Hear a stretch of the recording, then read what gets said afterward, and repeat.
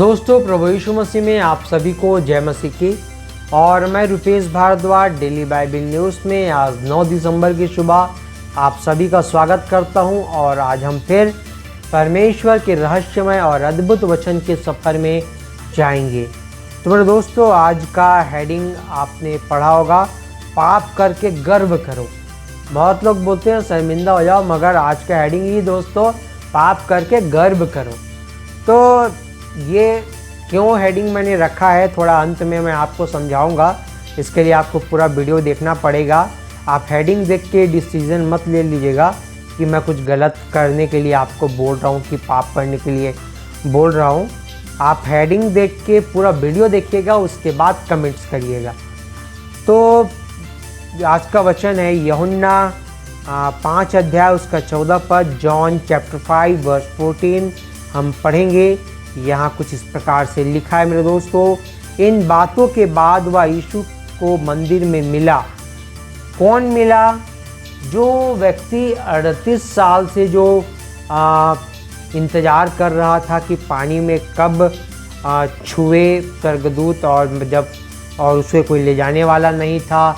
इस वजह से वह 38 साल से वहाँ पे पड़ा हुआ था, अपने चंगाई की राह देख रहा था। अब वो अपने जीवन में क्या पाप करके उस बीमारी के तकलीफ़ में फंसा हुआ था वो मैं नहीं जानता दोस्तों, मगर वहाँ पे वो 38 साल से पड़ा हुआ था।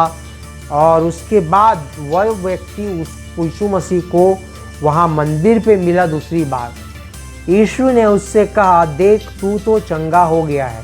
फिर यीशु ने कहा कि वो चंगा 38 साल के बाद वो चल फिर नहीं सकता था, एक जगह लेटे रहता था।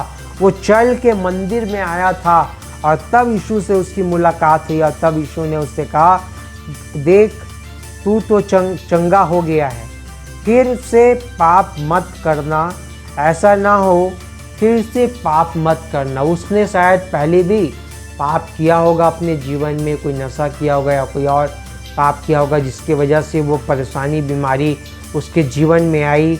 और इसलिए यीशु ने कहा उसके कि दोबारा पाप मत करना, ऐसा ना हो कि इससे कोई भारी विपत्ति तुझ पर आ पड़े। और पाप करने से हो सके तो इससे भी बड़ी बीमारी तेरे जीवन में आ सकती है। तो मेरे दोस्तों, तो मैं कहने का मतलब ये है कि यीशु ने उससे कहा कि दोबारा पाप मत करना। एक जो कर लिया सो कर लिया, अब चंगा हो गया, उसके बाद नहीं करना। तो मैं कुछ उदाहरण आपको बताना चाहूँगा।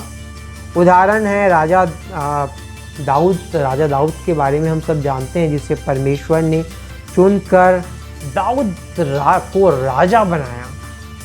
और राजा बनने के बाद भी उसने एक गलती कर दी। वह छत पर एक दिन शाम को टहल रहा था या दोपहर में, अब वो समय वहाँ पे नहीं लिखा है। तो वो टहल रहा था, उसी वक्त उसकी जो नज़र है एक और स्त्री पर पड़ी, जो बैतशेबा नाम था उसका, को नहाते हुए उसने देख लिया।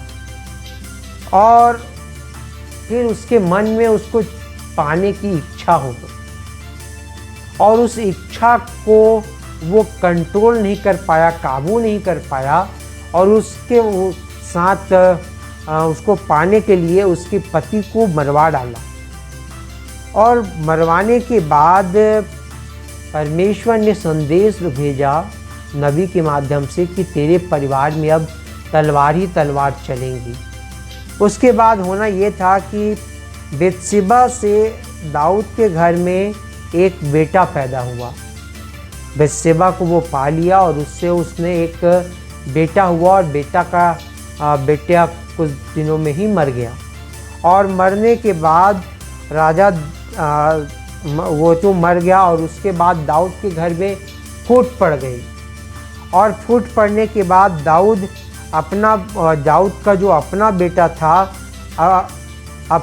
अबसलोम, दाऊद का दुश्मन बन गया। और दाऊद को अपनी जान बचाकर अपना नगर छोड़कर भागना पड़ा। उसे पहले भी भागना पड़ा था, फिर से उसकी स्थिति और बुरी हो गई। आप दाऊद के बारे में पहले पढ़ना कि पहले उसके जीवन में क्या क्या परेशानी आई राजा बनने से पहले और राजा बनने के बाद। फिर उसने पाप ने उसके जीवन को पूरा बदल दिया। तो मेरे दोस्तों, जब जीवन में पाप आता है तो शर्मिंदगी आती है और मौत भी आती है। तो हम पाप करने से बचे, पाप करके कभी गर्व न करें।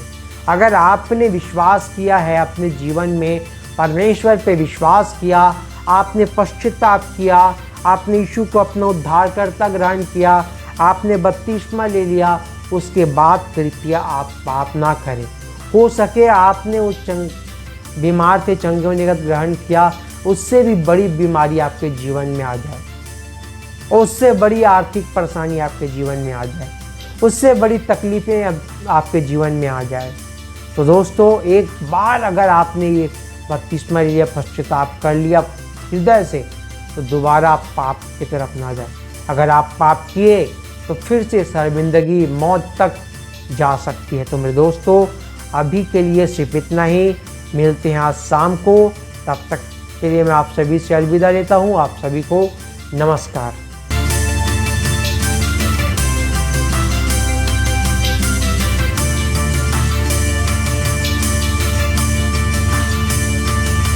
इसी तरह और भी हमारे भारत देश के लिए बड़े बड़े प्रोजेक्ट हैं, जिसके लिए यदि परमेश्वर पिता आपके मन को उभारता है तो आप अपनी आर्थिक सहायता राशि दे सकते हैं। आप डायरेक्ट हमारे बैंक अकाउंट में डाल सकते हैं और यूपीआई के जरिए भी आप अपनी मदद राशि डाल सकते हैं। नीचे दिए गए QR कोड को स्कैन करके, अन्यथा डिस्क्रिप्शन में दिए वेबसाइट के लिंक को क्लिक करके भी आप अपनी मदद राशि दे सकते हैं। धन्यवाद।